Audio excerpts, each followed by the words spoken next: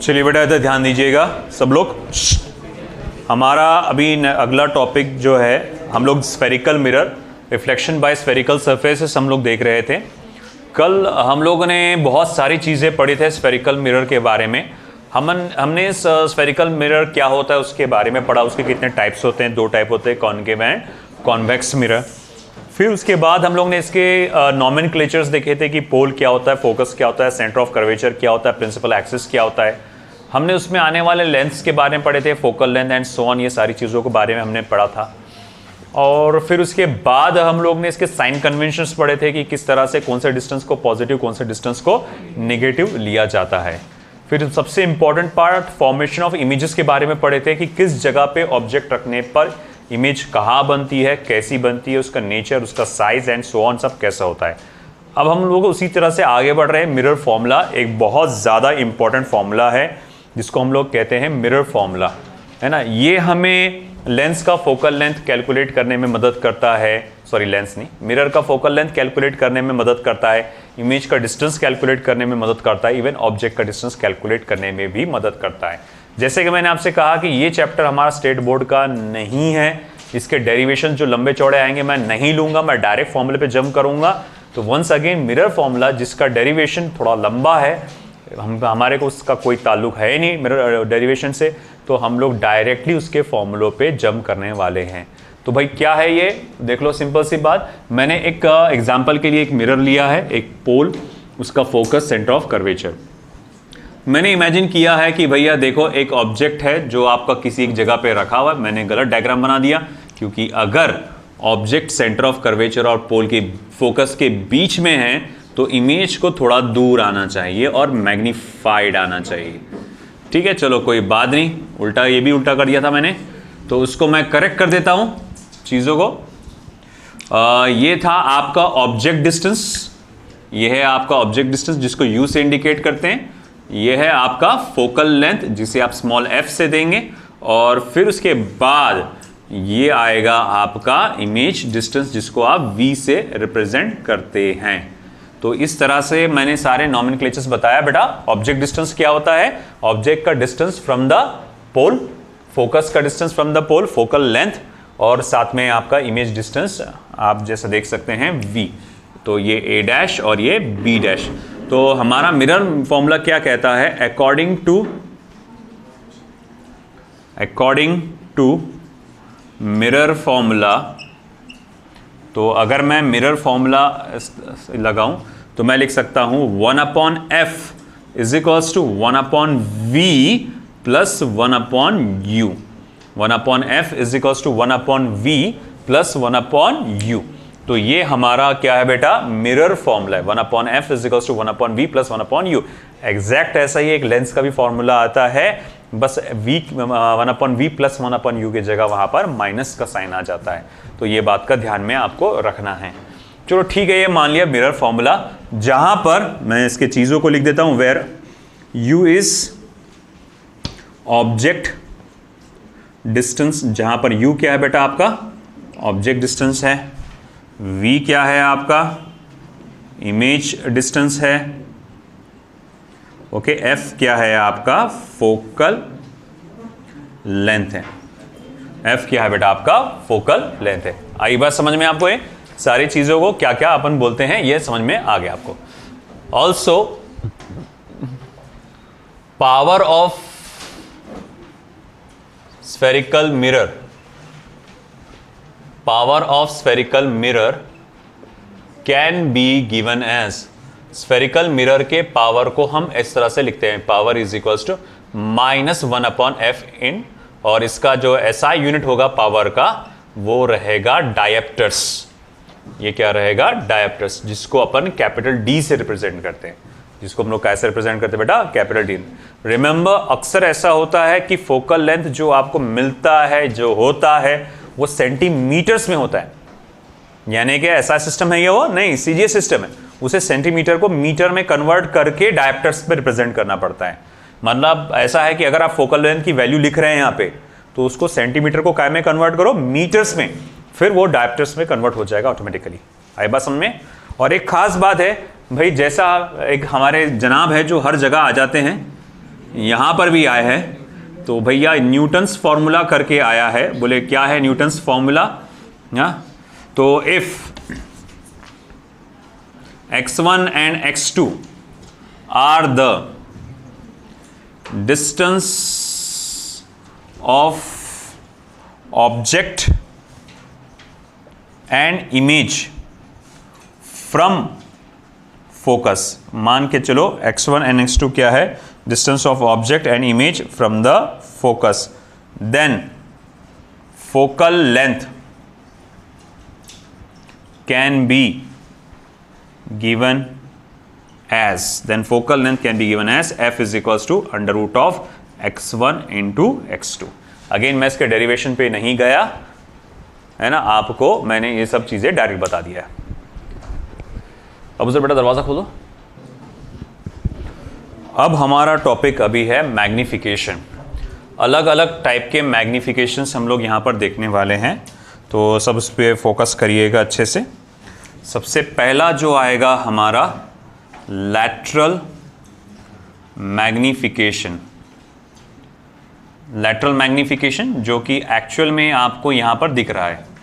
Okay, मुझे actually ये फिर इसके ऊपर ही डालना चाहिए था टाइटल, लैटरल मैग्निफिकेशन, क्योंकि लॉन्जिट्यूडनल मैग्निफिकेशन थोड़ा सा अलग रहेगा, तो मैं यहीं डाल देता हूँ इसको, lateral magnification.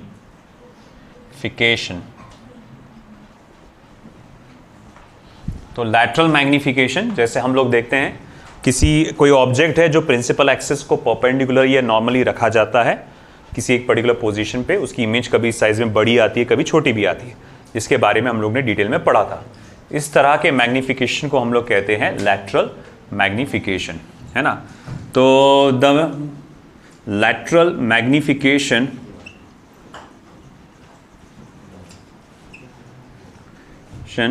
can be calculated or named as the ratio of size of image to the size of object, the ratio of size of image to the size of object, है ना। जैसे कि अगर मैं कहूँ m is equals to size of image, जिसको HI upon HO इस तरह से लिख सकते हैं। बाद में एक डेरिवेशन करके पता लगाया गया कि HO upon HI upon HO को अपन माइनस V अपॉन U भी करके लिख सकते हैं। Okay, minus V upon U, यहाँ पर माइनस साइन का बहुत इंपॉर्टेंस है, ध्यान रखना भैया, यहाँ पर गड़बड़ मत करना माइनस साइन को लेकर, ठीक है। इतना ही नहीं, इसका और भी फॉर्मूला डेवलप होते हैं। It can also be written as F upon F minus U, F upon F minus U, या F minus V upon F, F minus V upon F, F upon F minus U या फिर F minus V upon F। ये हमारा lateral magnification का formula है यहाँ पे, ठीक है बेटा। फिर उसके बाद हमारा अगला जो आता है वो है लॉन्जिट्यूडनल मैग्निफिकेशन। देखिए सेकंड जो पार्ट है आपका, सेकंड टाइप का जो मैग्निफिकेशन है लॉन्जिट्यूडिनल मैग्निफिकेशन। तो लॉन्जिट्यूडनल मैग्निफिकेशन,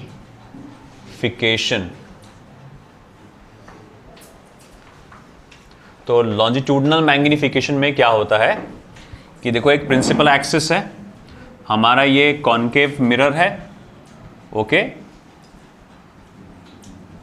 ये चलो फोकस है, चलो ये आपका, sorry this is not a correct position, this should be somewhere here, centre of curvature है, और कहीं पे भी रैंडमली एक तुम्हारा कहा जाएगा ऑब्जेक्ट रखा गया है, मगर वो ऑब्जेक्ट जो रखा गया है वो इस तरह से रखा गया, ये देखिए this is a object, okay, ये इस ऑब्जेक्ट का ए पॉइंट है, ये इसका बी पॉइंट है, ओके।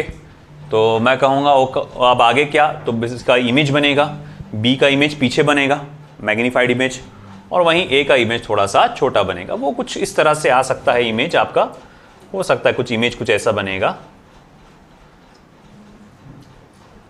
है ना। इमेज कुछ इस तरह से बनेगा, ये बी की इमेज है बी डैश और ये ए की इमेज है ए डैश।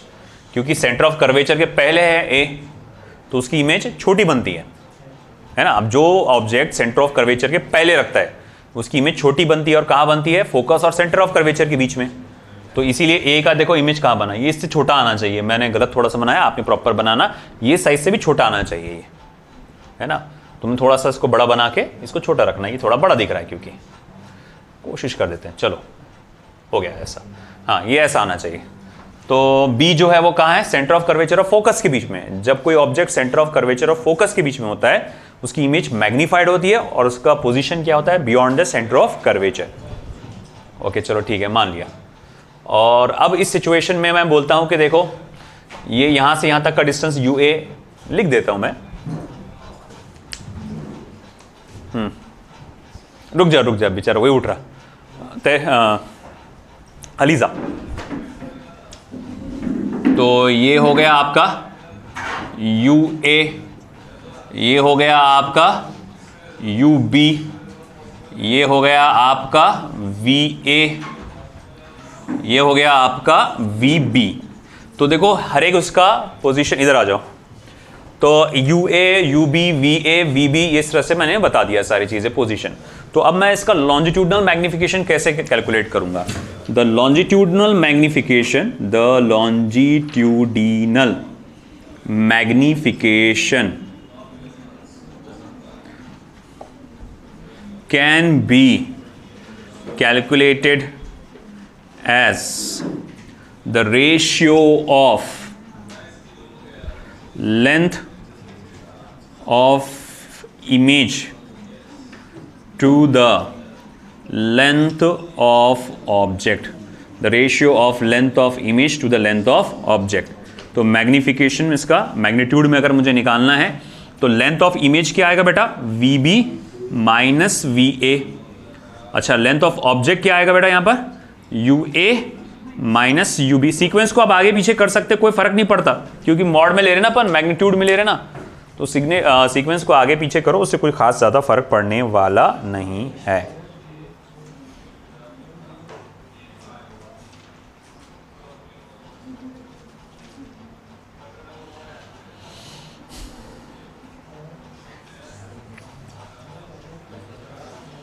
ठीक है,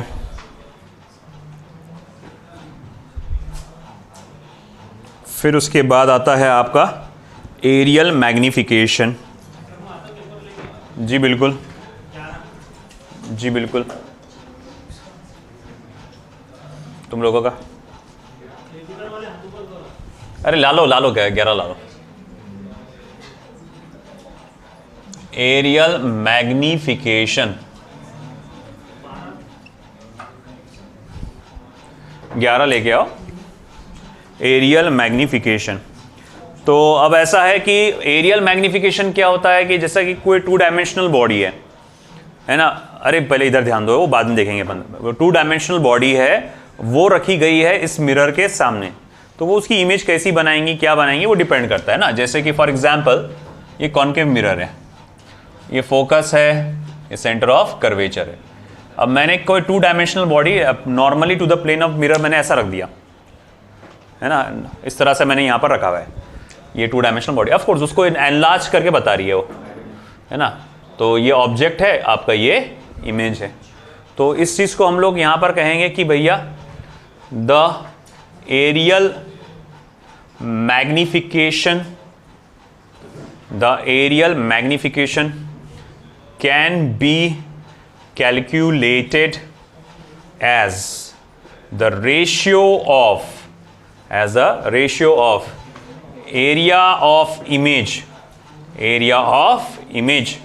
to the area of object, यानी कि आप इसको लिख सकते हैं AI अपॉन AO, इस तरह से कैलकुलेट कर सकते हैं। Ratio of area of image to the area of object.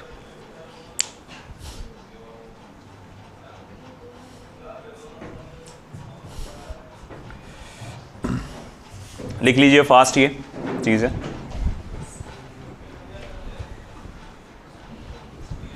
तो देखिए बेटा, यहाँ पर एक बहुत important set of note points यहाँ पर है, या की पॉइंट्स मैं कह सकता हूँ, जिसमें बहुत सारी इंपॉर्टेंट बातें छुपी हुई है, जो हमको कई सारे शॉर्टकट फॉर्मूले भी दे रहा है, कई सारे कॉन्सेप्ट से भी हमको रूबरू कर रहा है। जैसे first of all, focal length of concave mirror is always taken as negative while that of the convex mirror is always taken as positive। Concave mirror का फोकल लेंथ हमेशा हमेशा आप नेगेटिव में लिखोगे। वर्ड कॉनकेव मिरर आ गया तो focal length आपको क्या में लिखना है, negative, whereas that convex mirror को पॉजिटिव। तुम खुद देखो ना, कर्व्ड सरफेस ऐसा होता था कॉनकेव मिरर का। स्टैंडर्ड रूल के हिसाब से मिरर राइट में रहेगा, ऑब्जेक्ट लेफ्ट में रहेगा, rays of light left to right आएंगे, तो इसका जो फोकल लेंथ आएगा वो लेफ्ट में आएगा कॉनकेव मिरर का, इसी वजह से नेगेटिव। वहीं कॉन्वेक्स मिरर अगर आप देखा जाए तो इस तरह से वो है ना, इसके पोल से आप देखो फोकस कहाँ था, राइट साइड में आता है, तो इसी वजह से वो पॉजिटिव लिया जाता है। ये बहुत इंपॉर्टेंट बात बोली गई है, never put the sign of the quantity which is to be determined. जैसे फॉर एग्जाम्पल हम लोग क्या करते हैं, अक्सर गलती ये करते हैं, हमारे पास मिरर फॉर्मूला है 1/f = 1/v + 1/u, और उसमें अक्सर पूछा जाता है ऑब्जेक्ट डिस्टेंस की वैल्यू पता लगाओ। फोकल लेंथ इतना इतना है, इमेज इतना इतना है, ऑब्जेक्ट डिस्टेंस की वैल्यू पता लगाओ। गलती क्या करता है कि चलो मान लो फोकल लेंथ -5 है, इमेज 10 पे बन रहा है, 10 रियल इमेज बन रहा है एग्जांपल के तौर पे। बोले ऑब्जेक्ट डिस्टेंस जैसा हम जानते हैं हमेशा नेगेटिव होता है, क्योंकि वो हमेशा लेफ्ट में रखा जाता है। तो साइन में गलती क्या करते हैं कई सारे लोग कि भाई यहाँ पर -u लिख देते हैं। मैं बोला ये -u कहाँ से आया, कि वो आप बोलते हैं कि सर वो ऑब्जेक्ट डिस्टेंस हमेशा माइनस में रहता ना, तो उसको माइनस साइन के साथ लिखना चाहिए। नहीं, ऑब्जेक्ट डिस्टेंस की अगर आप वैल्यू डाल रहे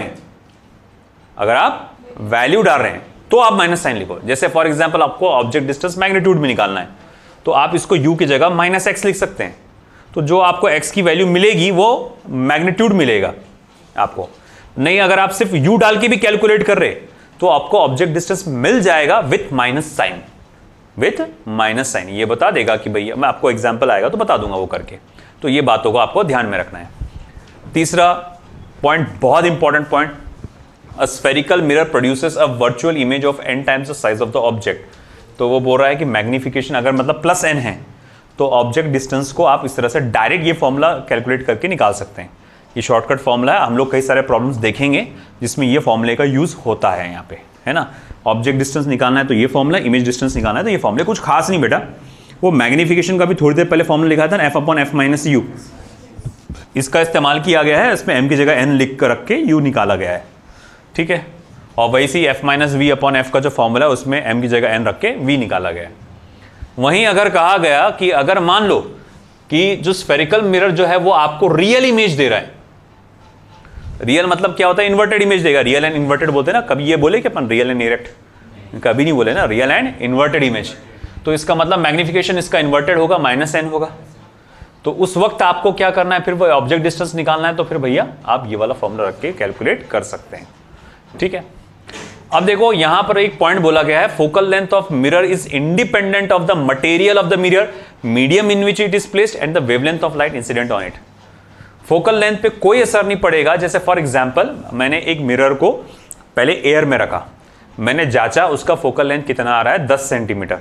उसी मिरर को, उसी सेटअप को मैंने क्या किया, पानी में लेके गया, पूरे सेटअप को पानी में लेके गया।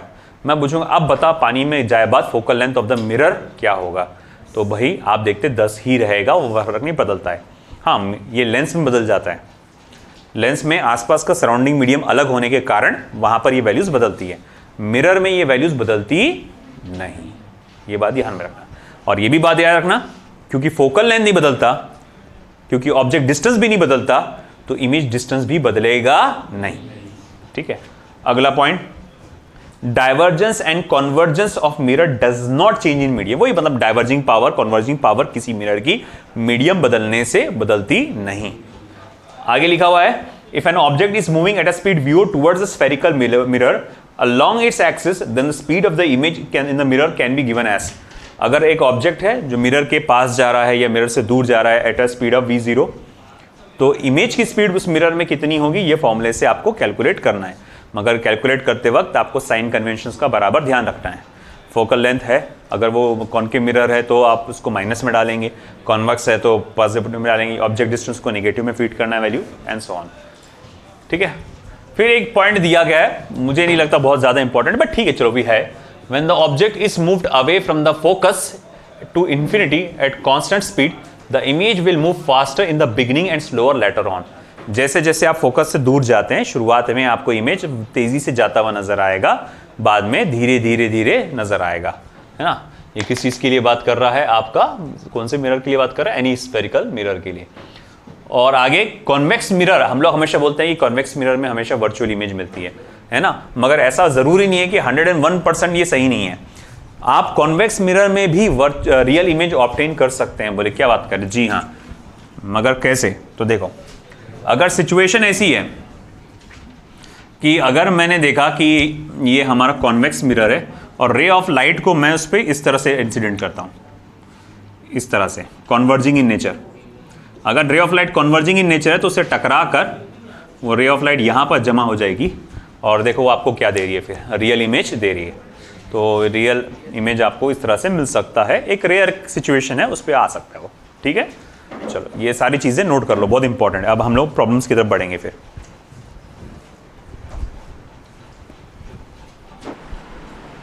तो जैसे कि आप देख सकते हैं हमारे सामने 3 प्रॉब्लम्स यहां मौजूद हैं।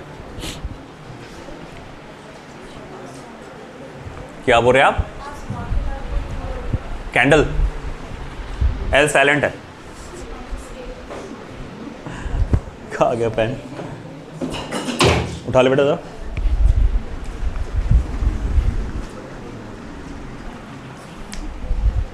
इधर हो तो प्लेटफॉर्म पे।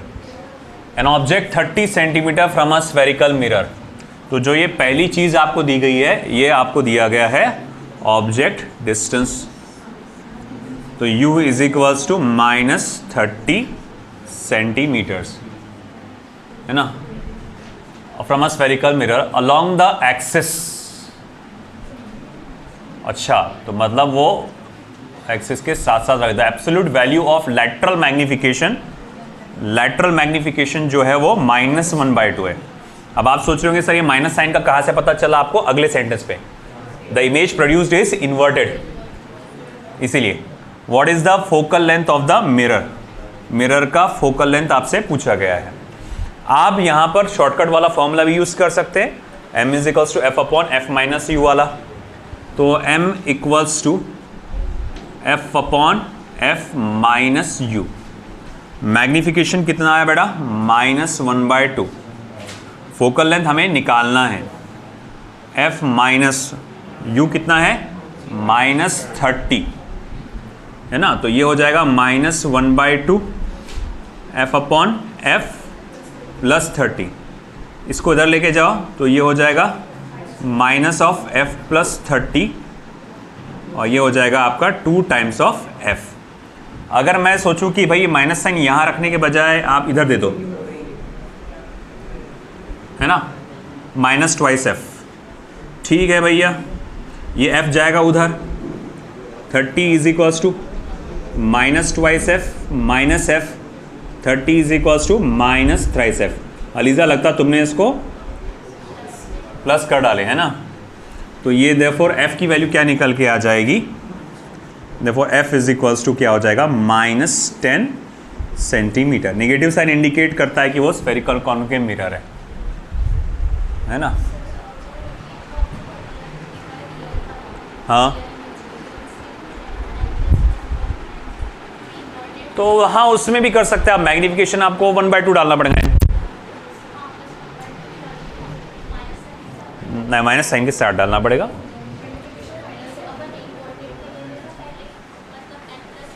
हाँ, जब अगर इन्वर्टेड पहले ले रहे तो फिर डायरेक्ट डाल के देखता, मैं उसको देखना पड़ेगा। मैं अभी एग्जैक्ट नहीं बोलता, उसको पहले देख लूंगा फिर उसके बाद देखेंगे अपन। चलिए अब अगला वाला problem. A concave mirror has a radius of curvature 24 centimetre.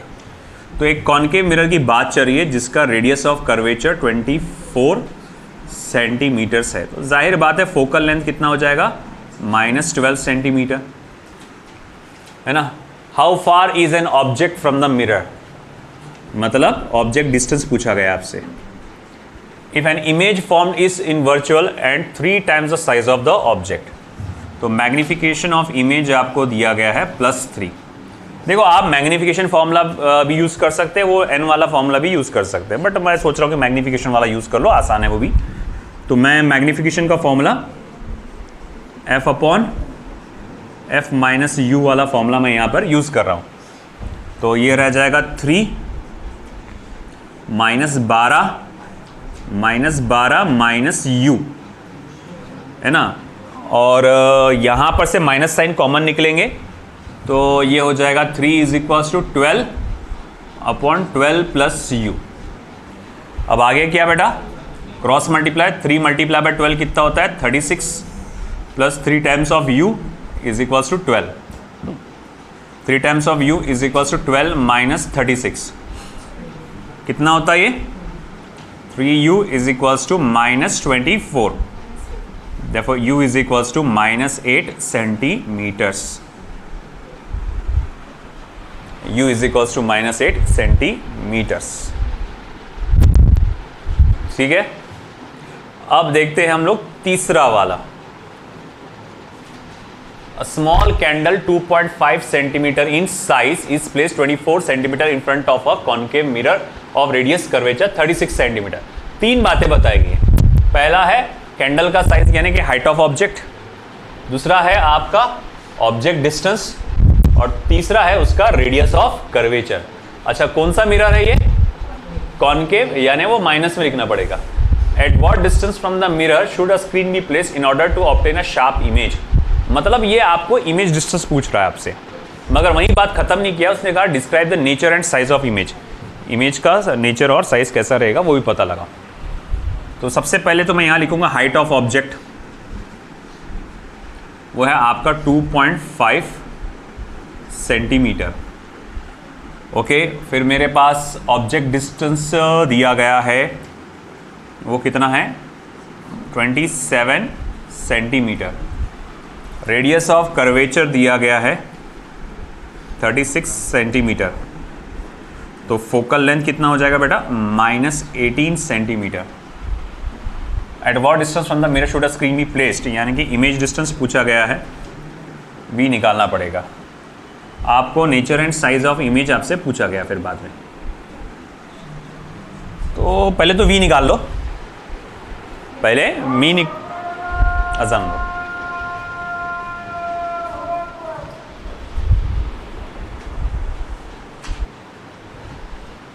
तो हम लोग क्या करेंगे, सबसे पहले v निकाल सकते हैं।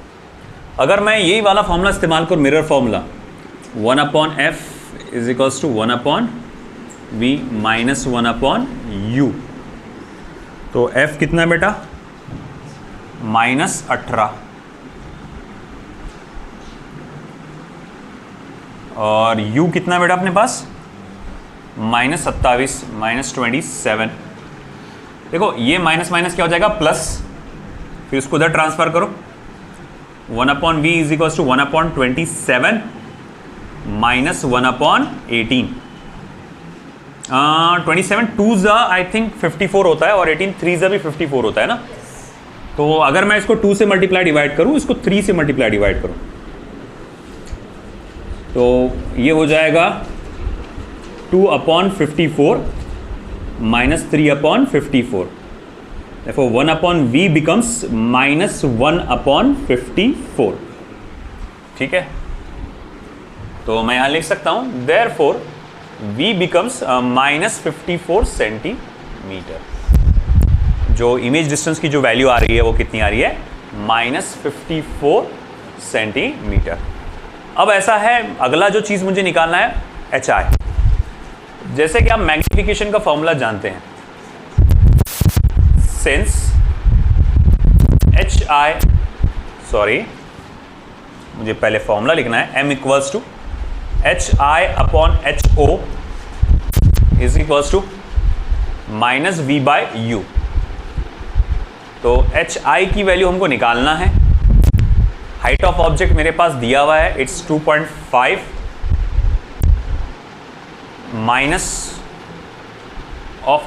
-v यानी कि -54 और u की वैल्यू कितनी है बेटा -27। ये माइनस माइनस तो क्या हो जाएगा प्लस हो जाएगा। तो therefore HI is equals to -54/27 multiply by 2.5। Please calculate करके बताइए कितना आ रहा है। -5 आ रहा। एक बार चेक कर लेते हैं।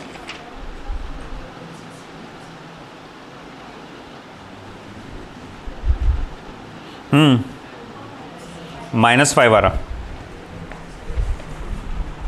तो HI is equals to -5 centimetre. तो अब देखो साइज इसका कैसा है, फिर एनलार्ज है, मैग्नीफाइड है, और नेचर कैसा है रियल एंड इन्वर्टेड। क्यों माइनस में आया ना इमेज, यानी इन्वर्टेड इमेज है, रियल एंड इन्वर्टर। तो मैं यहां लिख सकता हूं the image is magnified real and inverted.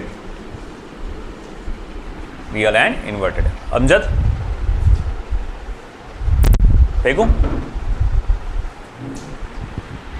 ठीक है, नोट कर लीजिए सब चीजें, फिर अगले सेट ऑफ प्रॉब्लम्स को देखते हैं। तुम देखो एक बार यार, मैंने यहां पर लेंस का फॉर्मूला लगा दिया। हाँ प्लस आना चाहिए यहाँ पर। देखो करेक्ट कर लो उसको, देख लो फिर आंसर क्या आ रहा है। शायद फिर आंसर्स बदल जाएंगे।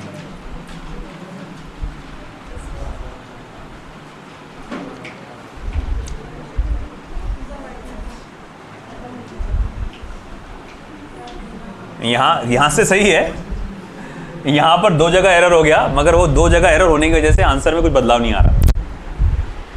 देखो पहली बात तो यहां पर प्लस आना चाहिए था, है ना, ये प्लस आता था।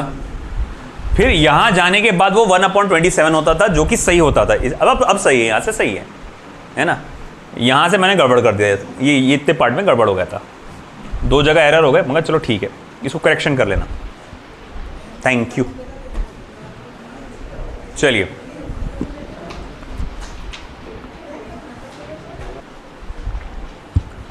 तो पहला प्रॉब्लम देखेंगे।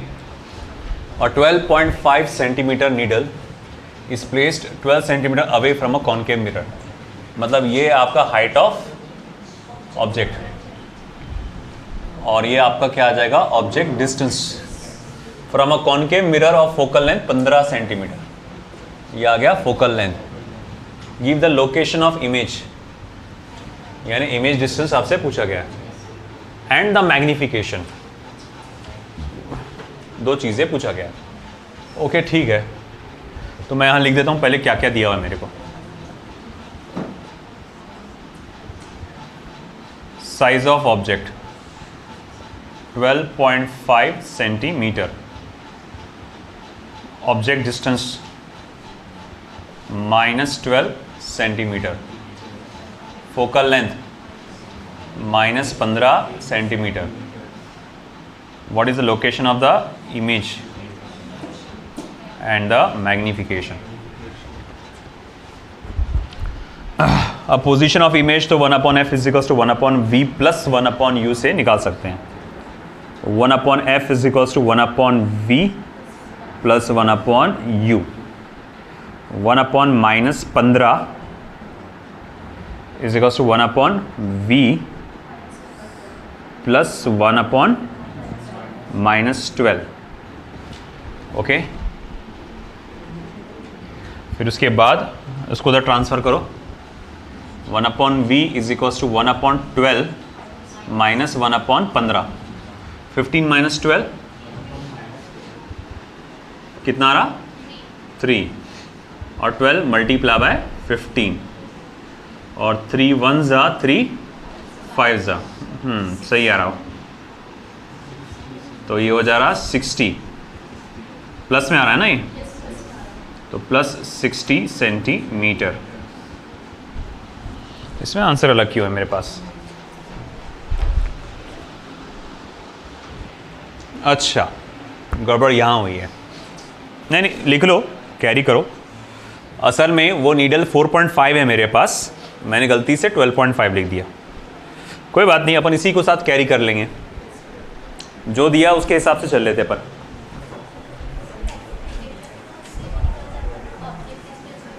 हाँ उससे भी निकल जाता, मगर जब अपने पास आसान वाला मौजूद है तो क्यों अपन जाएंगे हार्ड में, है ना। अब देखो, अब अपने को निकालना है अगली चीज़, क्या निकालना है, magnification. m is equals to minus of v by u, minus of 60 और ये कितना -12, तो ये मैग्निफिकेशन कितना आ रहा, +5 सेंटीमीटर। ये सेकंड वाला फिर जो है वो शायद फिट ना बैठे, जो चलो ठीक है देखते हैं अपन आगे। तो इमेज कहाँ बना आपका, 60 सेंटीमीटर पे, फोकल लेंथ कितना है, 15 centimetre. Now the what happens to describe what happens as the needle is move farther away from the mirror. हाँ नहीं, उसके साइज को क्या होगा वो पूछा हुआ है। तो जैसे देखो आप कहाँ हैं, आपका अभी प्रेजेंट पोजीशन क्या है, 12.5 सेंटीमीटर है, तो मतलब आप प्रेजेंट पोजीशन आपकी ये है कि आप फोकल लेंथ और सेंटर ऑफ कर्वेचर के बीच में कहीं हैं, फोकल लेंथ और सेंटर ऑफ कर्वेचर के बीच में है कि नहीं। फोकल लेंथ कितने पे है, 15 पे, तो रेडियस ऑफ कर्वेचर कितने पे होगा, या सेंटर ऑफ कर्वेचर कितने पे होगा, 30 पे, 30 पे, है ना। अब देखना भाई, पोल 15 पे तुम्हारा क्या आ गया, फोकस आ गया, 30 पे तुम्हारा क्या आ गया, सेंटर ऑफ कर्वेचर आ गया। तुम्हारा ऑब्जेक्ट यहाँ 12.5 पे खड़ा है, नहीं 12.5 पे भी नहीं है वो, 12 पे, सॉरी इधर है, इधर है 12 है ना। अब ये 12 पे है, अब ये आपको क्या इमेज दे रहा है, वर्चुअल इमेज दे रहा है। अब जैसे जैसे जैसे जैसे आप यहाँ पर जाते जाएंगे इधर यहाँ पे, तो भाई इमेज के साइज पे क्या फ़र्क पड़ेगा। तो आप ये निकाल सकते हैं पता, HI अपॉन, नहीं जान दो ना, डिस्प्लेसमेंट तुम खुद देखो क्या होगा यहाँ पे। जैसे जैसे आप यहाँ पर जाते हैं तो इमेज का साइज जो है वो बढ़ता चला जाता है। यहाँ पे सेंटर नहीं, फोकस के पास आ रहे हैं ना आप। देखो आप जब फोकस पे आएंगे तो एकदम इनफाइनाइट हो जाएगा, है ना। आप कहाँ खड़े हो, ऑब्जेक्ट फोकस और पोल के बीच में है। ऑब्जेक्ट कहाँ है, फोकस और पोल के बीच में। तुम खुद देखो, एक डायग्राम बना के देखो, समझ सकते तुम। ये पोल है, ये फोकस है, और ये मान लो अंदाजन सेंटर ऑफ कर्वेचर है। अब देखो, पहले तो मैं ऑब्जेक्ट को यहाँ रखता हूँ खड़े, ठीक है। तो अब जो रूल कहता है रिफ्लेक्शन के बाद फोकस पे से जाएगा, फिर ये देखो कहाँ से जाने वाला है, सेंटर ऑफ कर्वेचर से रिट्रेस होगा, फिर ये ऐसा यहाँ इमेज बनेगा, है कि नहीं। अब देखो दूसरा वाला मैं यहाँ बना लेता हूँ ऐसा कि देखो, अब आप ऑब्जेक्ट, उसी ऑब्जेक्ट को आपने थोड़ा इधर रखे। रूल क्या कहता है, रिफ्लेक्शन के बाद लाइट फोकस पे से जाएगा, और जो दूसरा सेंटर ऑफ कर्वेचर से जाएगा। तुमको क्या नज़र आ रहा है, वो कहाँ जा रहा, आगे जा रहा है ना। तो तुम देखो यहाँ पे, अब जब आप कहाँ से कहाँ बढ़ रहे हैं, पोल से दूर जा रहे हैं, फोकस के करीब जा रहे हैं। आप खुद देखो ना, आपका फोकल लेंथ कितना है बेटा, 15 है, सेंटर ऑफ कर्वेचर कितना आएगा, 30 पे। ऑब्जेक्ट कहाँ खड़ा हुआ है, 12 पे। मान लो ये डिस्टेंस तुम्हारा 12 था थोड़ी देर के लिए, ये कितना था, 12 पे। तुम जैसे जैसे यहाँ से दूर जा रहे हो, तुमको क्या दिख रहा है, पहले ये छोटा साइज था ना, और जब तुम थोड़ा दूर गए तो क्या नजर आया तुमको, साइज बढ़ गया। तो जैसे जैसे आप पोल से आप जैसे जैसे फोकस के करीब जाएंगे, सिर्फ फोकस के करीब जाओ, वहाँ से आगे मत जाओ, जैसे जैसे आप फोकस के करीब जाएंगे इमेज की साइज बढ़ते जाएगी। अगर आपको जानना है फोकस पे पहुँचने पे क्या होगा, तो इमेज बहुत ज़्यादा बढ़ जाएगी। If you remember, size of image focus पे क्या होती है, एक्सट्रीमली मैग्नीफाइड होती है, ठीक है। लिख लो ये पॉइंट।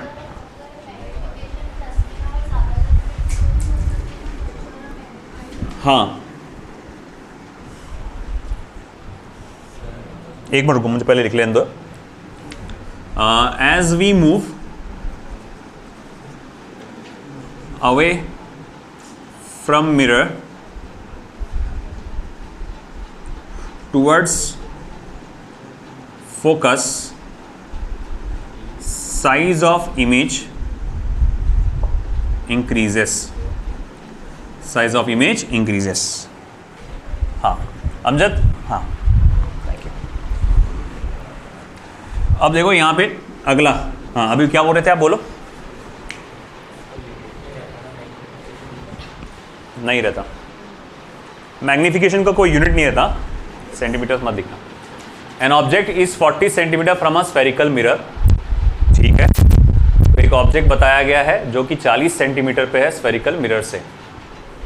ये आपको दिया गया है object distance along a central axis. The absolute value of lateral magnification is 1/2. The image produces inverted. What is the power of the mirror? मैं वही बोला, ये तो जाना पहचाना लग रहा। पावर ऑफ द मिरर पूछा गया है।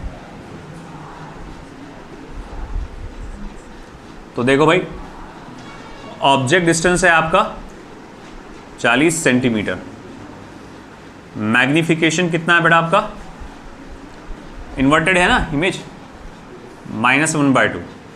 सबसे पहला काम मेरा ये रहेगा, पहले फोकल लेंथ निकालना। मेन तो टारगेट पे पूछा गया पावर, मगर पहले फोकल लेंथ निकालूंगा मैं। तो कैसे निकालूंगा भाई, आपका मैग्निफिकेशन का फॉर्मूला F/F - U, -1/2। F कितना है बेटा, -40 -U माइनस, सॉरी क्या बोल रहा है बेटा, मैं उल्टा लिख दिया है ना। ये F -40 ये हो जाएगा क्या, F/F + 40। ठीक है, चलो मान लिया F + 40 ये 1 से मल्टीप्लाई हो जाएगा, और मान लो ये -2 को मैंने इधर मल्टीप्लाई कर दिया, तो -2 टाइम्स ऑफ F, तो ये हो जाएगा -3F = 40, और F = -40/3 सेंटीमीटर, और -40/3 × 10⁻⁻2 मीटर्स।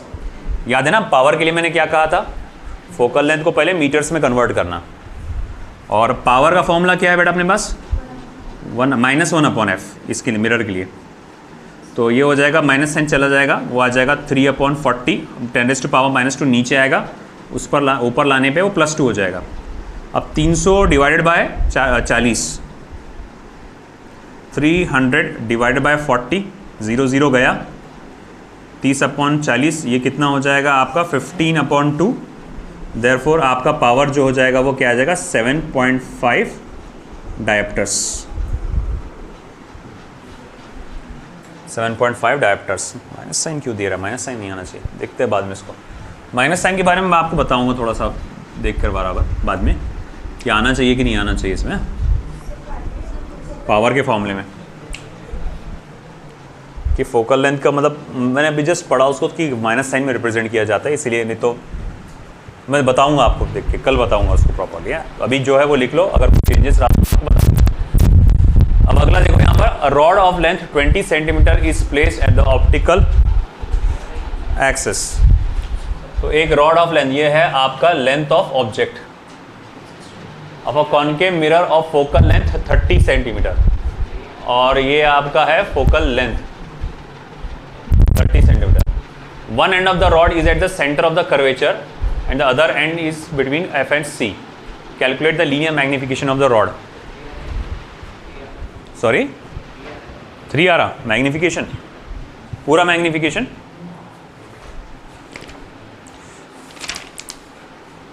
करेक्ट। देखो इसको समझने के लिए हम ऐसा समझ सकते, कि सीन ऐसा है कि ये कॉनकेव मिरर इस तरह से होगा, ये फोकस है, ये सेंटर ऑफ कर्वेचर है, और रॉड जो है फोकस कितनी दूरी पे है, concave mirror of focal length 30 centimetre, तो सेंटर ऑफ कर्वेचर कितने पे होगा, 60 सेंटीमीटर। एक रॉड है, उसका एक एंड जिसकी लंबाई 20 सेंटीमीटर है, वो उसका एक एंड कहाँ पर है आपका, सेंटर ऑफ कर्वेचर पे है, और दूसरा एंड किधर है बेटा, फोकस और सेंटर ऑफ कर्वेचर के बीच में। मतलब ये रॉड कुछ इस तरह से होगा, ठीक है। अब देखो रॉड की लंबाई जो है वो कितनी दी गई है, 20 सेंटीमीटर। तुमको यहाँ से मालूम है ये डिस्टेंस, तुमको मालूम है ये कितना है, तुमको ये मालूम है 60 है। चलो ये ए पोजीशन पकड़ लेता हूँ मैं। तुम ये बता सकते हैं कि ये कितना होगा, ये कितना होगा, ये पोजीशन कौन सी होंगी, मिरर से कितना दूर होगा, ये मिरर से या पोल से कितनी दूर पे होगा। देखो यहाँ से लेकर यहाँ 30 है, तो ये कितना रह जाएगा फिर 40, है ना। तो मतलब ये वाला हिस्सा जो बी वाला हिस्सा है उसका डिस्टेंस कितना है आपका बेटा, 40 सेंटीमीटर। देखो ये हिस्सा जो है तो सेंटर ऑफ कर्वेचर पे ही है, ए वाला जो पार्ट है वो सेंटर ऑफ कर्वेचर पे है, तो ए का जो इमेज बनेगा वो तो वहीं बनेगा सेंटर ऑफ कर्वेचर पे, उधर से कहीं हिलने वाला नहीं। तो ये कैलकुलेट करने की जरूरत ही नहीं है अपने को, क्योंकि उनको मालूम है कि ए का तो इमेज सेंटर ऑफ कर्वेचर पे ही बनेगा। हाँ, मगर इसका जो है इमेज थोड़ा पीछे जाएगा, क्योंकि यहाँ है ना ये, तो इसका इमेज ऐसा पीछे जाएगा, तो ए डैश इधर आएगा और आपको बी डैश इधर आएगा। तो तुमको सिंपली करना क्या है, ए डैश तुमको मालूम है ना, देखो तुम्हारे पास लेंथ ऑफ इमेज मालूम है वो कितनी है आपके पास, लेंथ ऑफ ऑब्जेक्ट सॉरी। तो मैं बोलूँगा क्या क्या दिया हुआ है मेरे पास। सबसे पहले लेंथ ऑफ ऑब्जेक्ट मुझे मालूम है, वो कितना है, 20 सेंटीमीटर है, ठीक है ना। फोकल लेंथ मुझे मालूम है, वो कितना है, -30 सेंटीमीटर है, ओके। और अब मुझे क्या करना है, लेंथ ऑफ इमेज पता लगाना है। अब लेंथ ऑफ इमेज पता लगाने के लिए मुझे इमेज की दोनों पोजीशन की वैल्यू पता होना चाहिए कि इमेज के दोनों एंड कहाँ पर आ रहे हैं। भाई मैंने बोला देखो ये वाला एंड, ऑब्जेक्ट का ये एंड कहाँ पर है, ए एंड किधर आ रहा है, सेंटर ऑफ कर्वेचर पे, तो उसका इमेज उसके नीचे बनेगा। मतलब ए डैश कहाँ पर है, 60 सेंटीमीटर पे पोल से। अब अगर मुझे बी डैश का पता चल जाए तो बी डैश माइनस ए डैश करके अपन क्या कर सकते हैं, इमेज का लेंथ निकाल सकते हैं। तो चलो पीछा उठाते हैं अपन इमेज का। तो फिर मैं बोलूँगा for image position of b end, तो 1/f is equals to 1/v plus 1/u, 1/-30, 1/v plus 1/u। u का b का ऑब्जेक्ट डिस्टेंस कितने दूरी पे आ रहा, 40, -40 इधर लेके आ जाना। फिर 1/v इज इक्वल्स टू कितना हो जाएगा, फिर वो 1/40 माइनस 1/30, 330 माइनस 40 ये हो जाएगा -10/3/4 1200। तो v इक्वल्स टू क्या आ रहा, vb की वैल्यू कहाँ पर आ रही बेटा, -120 सेंटीमीटर। तो इसका पता चल गया कि ये कहाँ पर आ रहा है, -120 सेंटीमीटर पे आ रहा है ना। तो हमें ये पता चल गया -120। तो फिर इसकी लंबाई कुल मिला के कितनी होगी, देखो लेंथ ऑफ इमेज कितना होगा, 60 सेंटीमीटर है ना।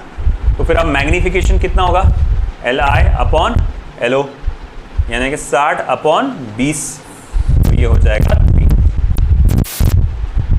ठीक है, लिख लो।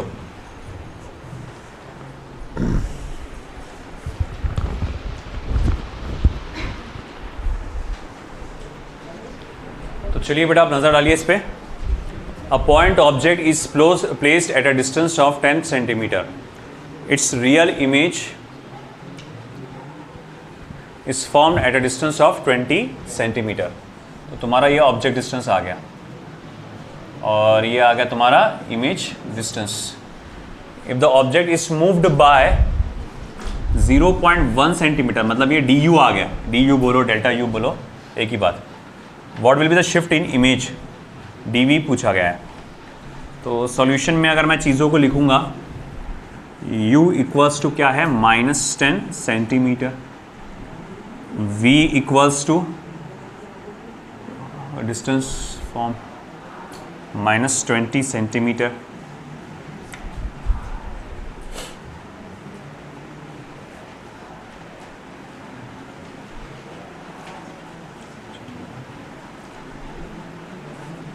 ठीक है। चल देखते हैं। तो और आपको ये जो दिया हुआ है du वो दिया हुआ है 0.1 सेंटीमीटर और dv आपसे पूछा गया है। देखो आप यहाँ ध्यान दो बेटा सबसे पहले, क्योंकि बहुत इंपॉर्टेंट फॉर्मूला ये, इंपॉर्टेंट प्रॉब्लम है। आप जानते हैं 1/f is equals to 1/v minus 1/u। अच्छा एक बात बताओ, एक ऑब्जेक्ट को आगे पीछे लेके जाते तुम्हारा ऑब्जेक्ट डिस्टेंस बदलता, तुम्हारा इमेज डिस्टेंस बदलता, क्या उससे मिरर का फोकल लेंथ बदल जाता क्या, नहीं, मतलब मिरर का फोकल लेंथ क्या रहता, कांस्टेंट। अब इसे डिफरेंशिएट करो, differentiate with respect to t, तो बेटा क्या होगा, 1/f का डेरिवेटिव हो जाएगा 0, ओके। 1/v का डेरिवेटिव क्या हो जाएगा, -1/v² इंटू dv ना, विद रिस्पेक्ट टू टी नहीं, सिर्फ डिफरेंशिएट करो भाई, टाइम के साथ थोड़ी रिस्पेक्ट करना है। और ये क्या हो जाएगा, plus -1/u² into d v, -1/u² into d v. तो मैं यहाँ लिख सकता हूँ देयरफॉर है ना, dv, एक मिनट रुक जाओ, 1/u² इंटू dv। हाँ अब आप बोलिए, क्या बोल रहे, जोर से बोलिए। अभी तो बोला ना कि फोकल लेंथ कांस्टेंट रहता, ऑब्जेक्ट डिस्टेंस आप किधर भी इधर उधर मूव करो, ऑब्जेक्ट बदलने का डिस्टेंस बदलने के साथ इमेज का डिस्टेंस बदलता, मगर उसके फोकल लेंथ पे कोई असर पड़ता क्या, नहीं। तो फोकल लेंथ अगर एक कांस्टेंट है तो कांस्टेंट चीज़ का डेरिवेटिव क्या होता, 0। तो मैं यहाँ लिख सकता हूँ, यहाँ पर देखो, इधर हमारे को क्या निकालना है, यहाँ पे ये du है ना, सॉरी, हाँ, हमको निकालना क्या है, dv निकालना है। देखो dv is equals to minus of v² upon u² into du।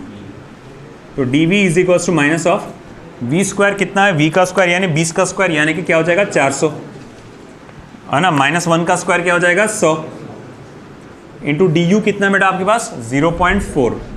तो आंसर क्या रहेगा, dv is equals to -0.4 centimetre. मतलब ऑब्जेक्ट के उल्टे डायरेक्शन में इमेज का डिस्प्लेसमेंट होगा, ऑब्जेक्ट इधर जाएगा तो इमेज इधर जाएगा, ऑब्जेक्ट इधर आएगा तो इमेज इधर आएगा, ठीक है।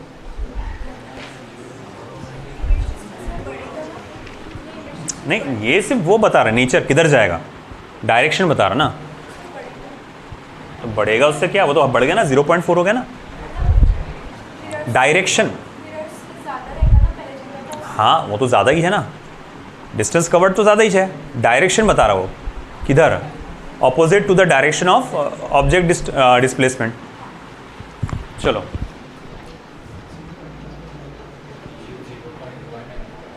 क्या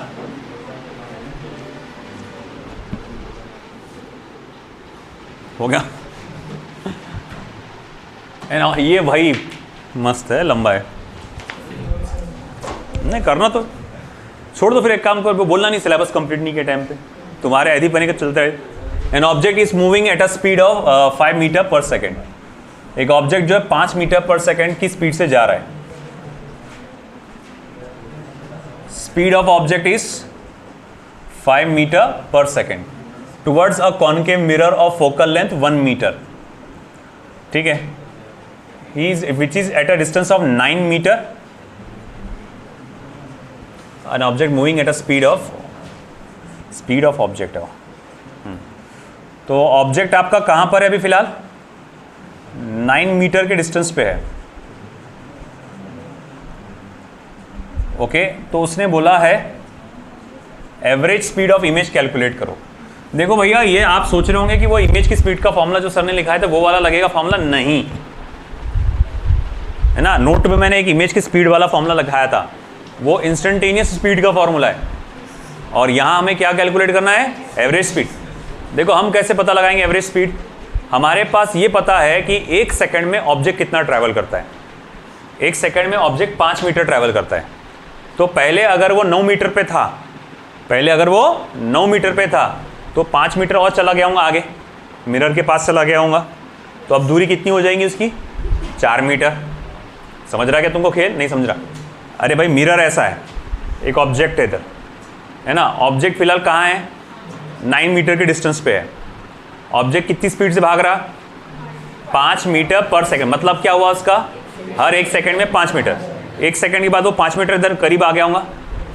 अगर ये 5 मीटर चलकर आ गया तो मिरर से उसका डिस्टेंस कितना रहा फिर, 4 मीटर, है कि नहीं। तो भैया मैं ये बोलूँगा second position of the object क्या है आपका, 4 मीटर है ना।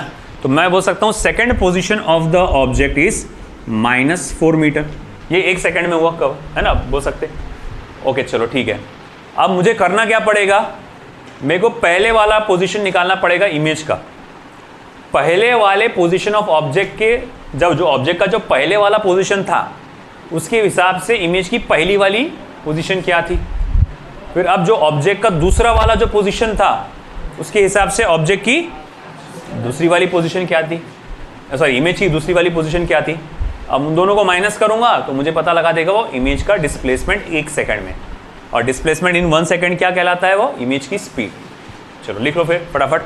तो पहला तो मुझे मेरा फोकस है v निकालने का, है ना, फॉर v1। तो v1 के लिए 1/f 1/v1 plus 1 upon you. भैया मैं बार बार ये गलती कर रहा, माइनस की जगह प्लस की जगह माइनस लिख दिया, तुमने गलती मत करना। 1 अपॉन 1 तो 1 upon V1 plus 1 upon -9। Concave mirror बोला हुआ है क्या कहीं? फिर माइनस में आएगा फिर। चलो ठीक है, 1/9 को इधर ला लो। 1/9 -1 is equals to 1 upon V1। चलो फिर ये क्रॉस मल्टीप्लाई करो, ये हो जाएगा -8/9। -8/9 इज इक्वल्स टू V1, यानी कि V1 is equals to -9/8 centimetres. ये V1 की वैल्यू आ गई। अब निकालो V2। For V2 1 upon F is equals to 1 upon V2, 1 upon V2 plus 1 upon U2, 1 upon -1, 1 upon V2 plus 1 upon -4। Okay, तो ये हो जाएगा 1 upon V2 is equals to 1 upon 4 -1, तो 1 upon V2 is equals to क्या हो जाएगा फिर? -3/4।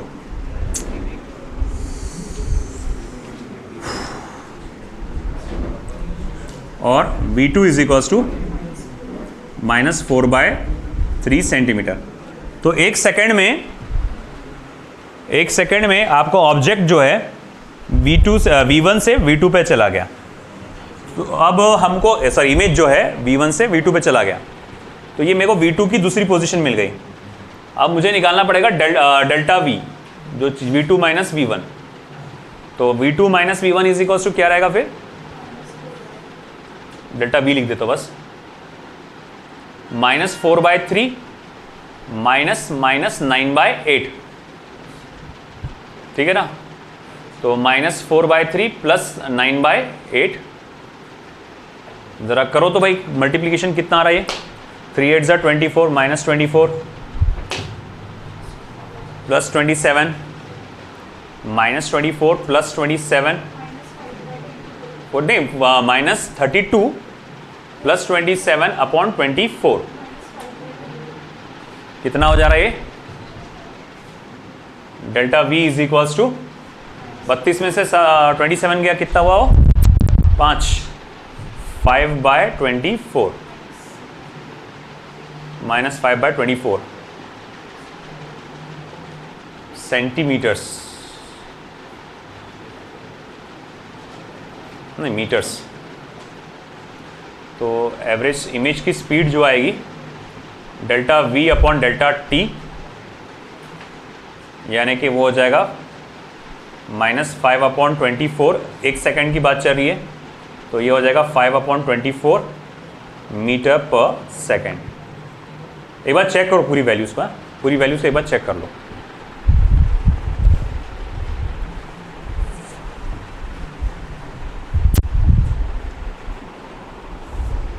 पूरा कैलकुलेशन चेक करो।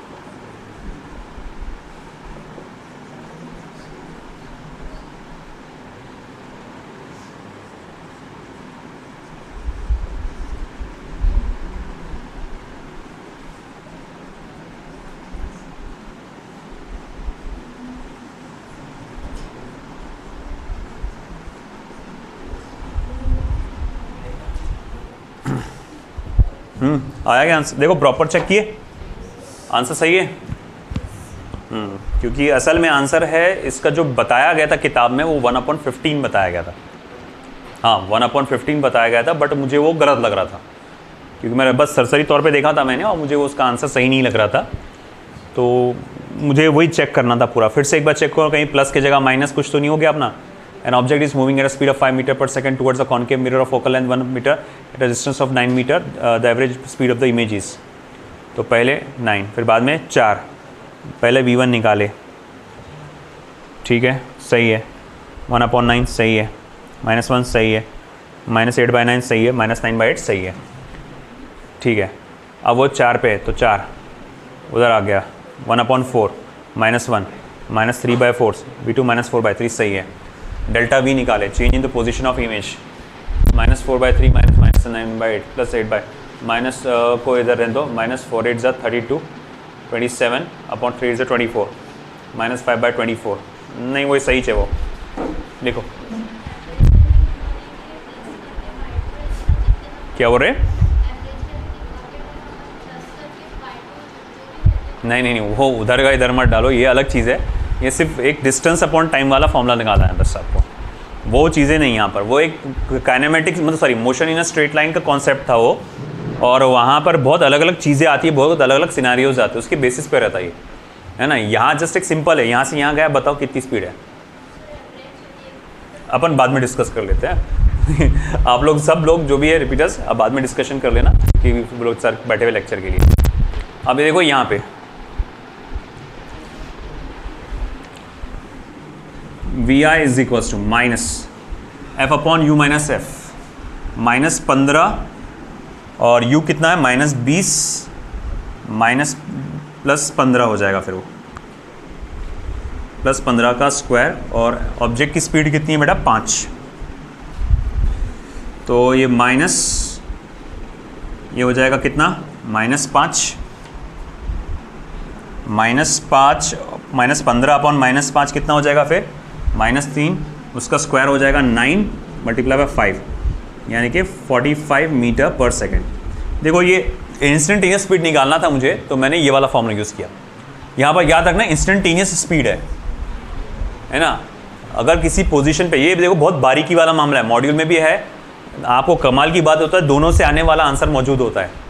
मॉड्यूल में ऐसे 2 क्वेश्चन है जिसमें दोनों से आने वाला आंसर मौजूद है। गूगल पर सर्च करोगे दोनों आंसर, किसी में ये दिया किसी में वो दिया हुआ है ना। ये बहुत बारीकी से देखना पड़ता है, एक एक वर्ड को एनालिसिस करना पड़ता है कि एवरेज स्पीड पूछा हुआ है कि इंस्टेंटेनियस। यहाँ जो प्रॉब्लम लिया, यहाँ तो उसने बोल दिया एवरेज स्पीड निकालो, इंस्टेंटेनियस स्पीड निकालो, मगर एग्जाम में आए तो उसको बहुत अच्छे से एनालिसिस करना, फिर उसके बाद नतीजे पे आना। आई वर्सन में जैसे जगह, और मेरा जहाँ तक अंदाज़ा है एग्जाम में तुम्हारे लिए जो आएगा वो राइट वाला आएगा, क्योंकि टाइम नीट वालों के लिए, जेई वालों के लिए